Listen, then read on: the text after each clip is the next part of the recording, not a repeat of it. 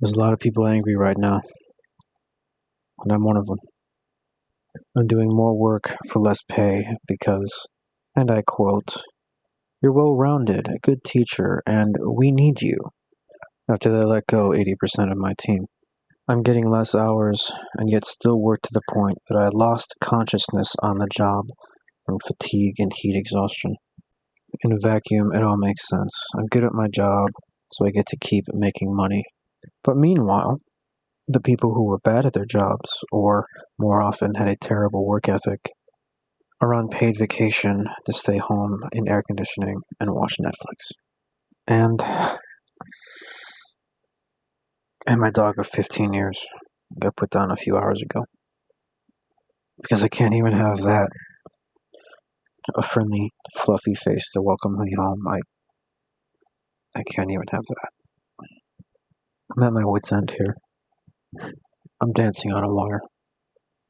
And it's not even their fault. The people who got laid off, it's not their fault. My company, it's not their fault. But the resentment, it'll only get worse, trust me. The resentment is going to grow throughout society. It's because there's no accountability. The worst employees in my building. It doesn't matter that they've never actually earned their pay in years. That's fine, let's just throw even more money at them. From my pocket this time. The riots, the burning, the looting. You might as well grab what you can, because you'll never see a day in court.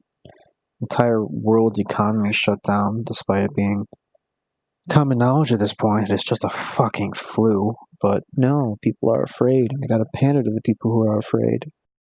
Never mind the billions of people who will suffer from this. Never mind that it's not up to the state to decide what is and is not essential. It's up to the markets and the people. Doesn't matter. No accountability. And before anyone jumps at me and says I couldn't understand, I had it. It came through my entire facility in February and March. None of us died. None of our families we brought it home to died. No one had worse than a fever and this weird lasting cough. But more importantly, can we get back to understanding that life is dangerous? For all of human history, just walking outside was liable to get you murdered by a bear, or the weather, or raiding tribes, you name it. When did we become such cowards that we're afraid to go outside, afraid to talk to another human being?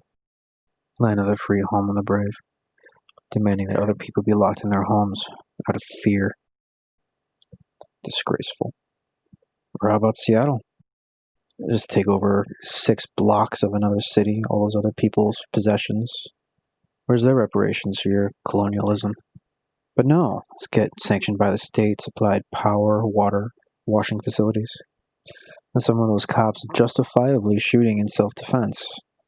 But just happened to kill a black man, so I guess it's felony murder for you to appease the mob, and despite it being a verifiable violent criminal in the act, no, he's a fucking saint now. A martyr. Whatever happened to MLK? Whatever happened to I Have a Dream? How did we get into this space where it's apparently racist to say that it's okay to be white? We are empowering white supremacists by specifically excluding white people from the discussion. I want to live in a world where people are judged by the content of their character, not by the color of their skin. When did we forget that? Only so many decades ago it was chanted in the street. And let's not forget our presidential candidates 2016, 2020. Say what you like about them, there's reasons to like and dislike all of them, but they're all buffoons. We've got over 300 million people in the States. Where's the Abraham Lincoln of our time? Out of all of these people, we couldn't muster a single powerful, enigmatic, well-spoken leader to even make it into the debates? What a fucking disgrace. I'm done. Fuck it. If we live in a world with no accountability, then never again will I work hard for anyone else but me.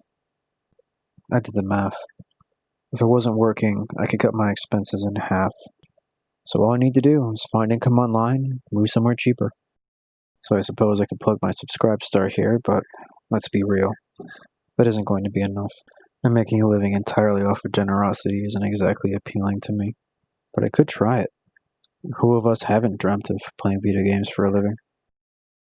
But anyway, rant aside, that's the explanation of where I've been for so long. Don't expect any new content for a while, but I did find a solution to my lack of time issue. All of my live upstreams going forth are going to be on my other channel, and the historical ones will be staying here. I would like to be making compilation videos of my best moments. I just don't have time to go through the footage. So if any of you would like to contribute to the channel as you are watching these raw recordings, so if you come across a moment that you really like, if you could drop the timestamp for it in the comments, I would really appreciate it. There's all kinds of challenge run ideas I've come up with over the last few months that I intend to do live as well, including games as far back as Might and Magic. And while gaming channels getting political is a meme at this point, there is a small precedent of me doing that in the past. So if you'd like to see some libertarian commentary on events, let me know. And a reminder that you can always contact me privately if you so choose. And with all that business out of the way, this is Terminarch out.